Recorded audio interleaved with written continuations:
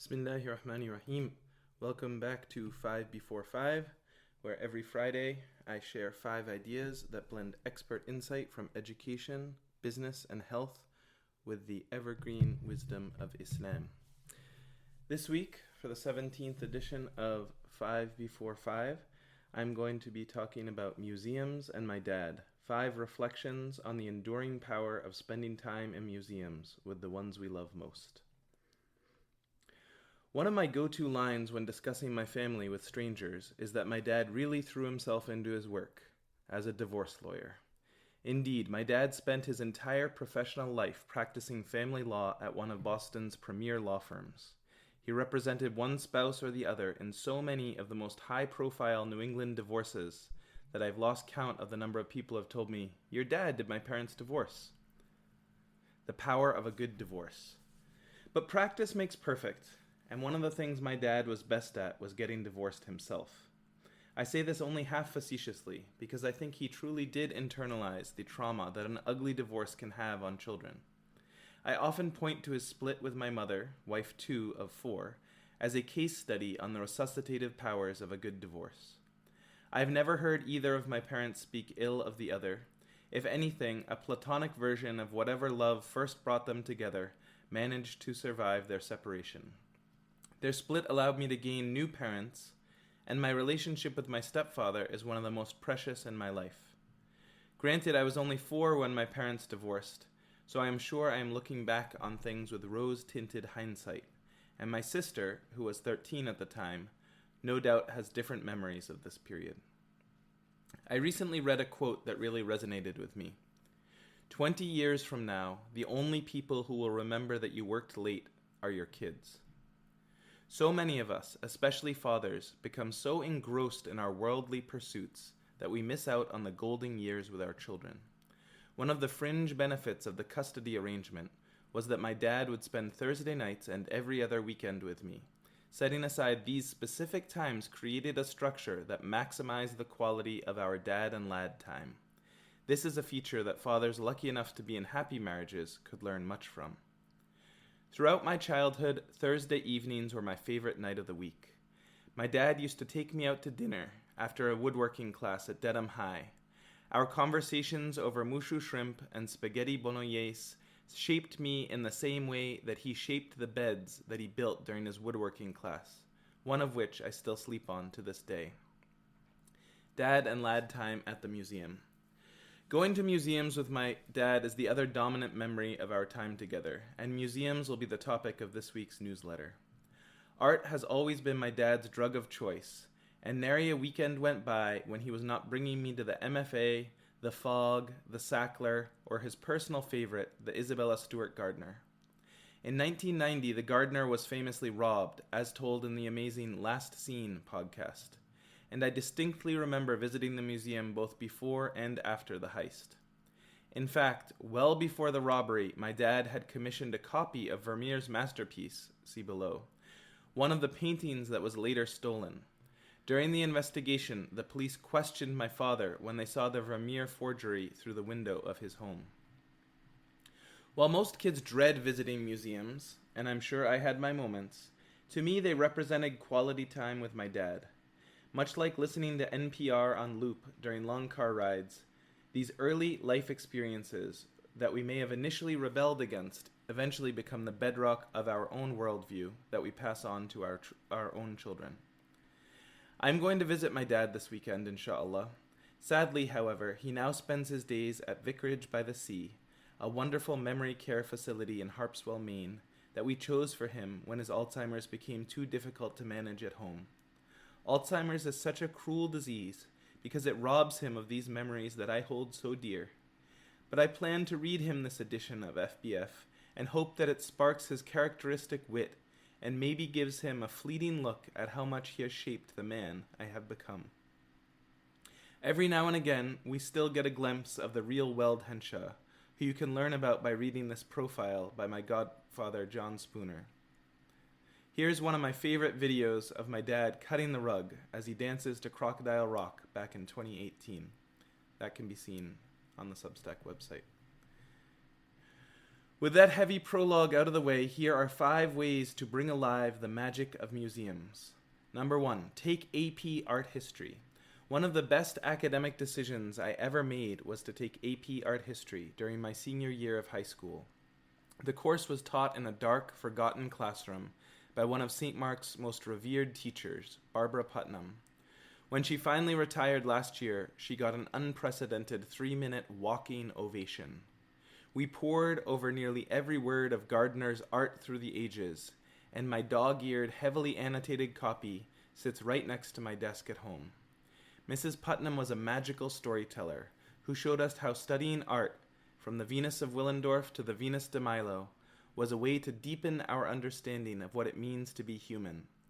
Artists from hundreds or even thousands of years ago are able to grab us on a visceral level and communicate with us across time. Immediately after graduating, I embarked on an around-the-world gap year, see details in this college essay, during which I endeavored to see as much of the artwork we had studied as humanly possible. Most Muslim parents dismiss subjects like art history and gap years as frivolous wastes of time and urge that their children hew to the straight and narrow of practical courses in STEM fields. We need to broaden our view and recognize that even doctors and engineers need art in their lives. Thanks to the magic of online learning, it is not too late for adults to explore art history themselves. Here's a Business Insider article about the best online art history courses from Harvard, MIT, and more. Number 2, pay for a tour guide. Let's face it, museums can be boring. For a lot of us, visiting a museum is like eating vegetables or exercising. We know it's good for us, but that doesn't mean we're going to enjoy it. But museums are only boring when we don't know what we are seeing or why it matters. The best way to short-circuit this challenge is by touring the museum with a guide who knows the museum well. The best tour guides are masterful storytellers who provide the juicy backstories that make art come alive.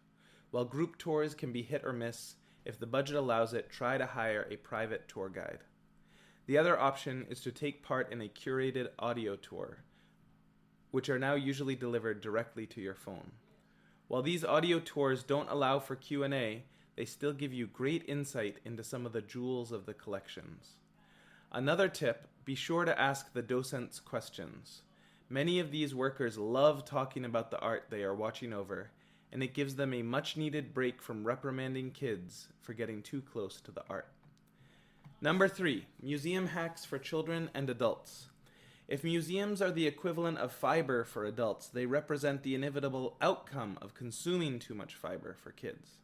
To solve this problem, I recommend rebranding a family trip to a museum as a museum adventure.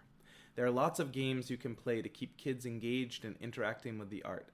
Most museums have scavenger hunts. You can play I Spy to pick out details from the paintings, or you can engage in a storytelling contest in which characters from 2 different works of art meet each other. I often have my children pick out their favorite and least favorite piece of art from a gallery. Another tradition we have begun is having them build a collection of their own by purchasing a gift at the museum store. My son has been collecting snow globes since he was 4, and I have amassed an impressive array of magnets. It is critical that we keep our own enthusiasm high, and Nick Gray has built an entire company called Museum Hack to help us do just that.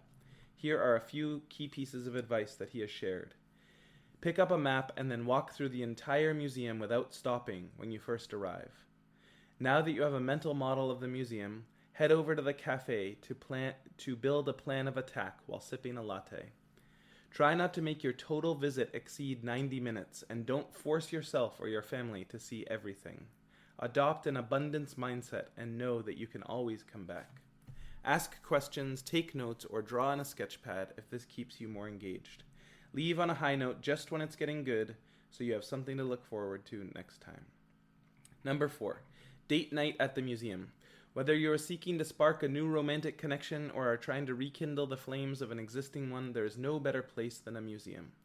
I think one of the best activities that a potential Muslim couple could do on their first fig, this is my brother's term for a halal supervised date, is to visit a museum. One of the most popular first dates at Harvard is to go to the Hall of Glass Flowers at the Museum of Natural History.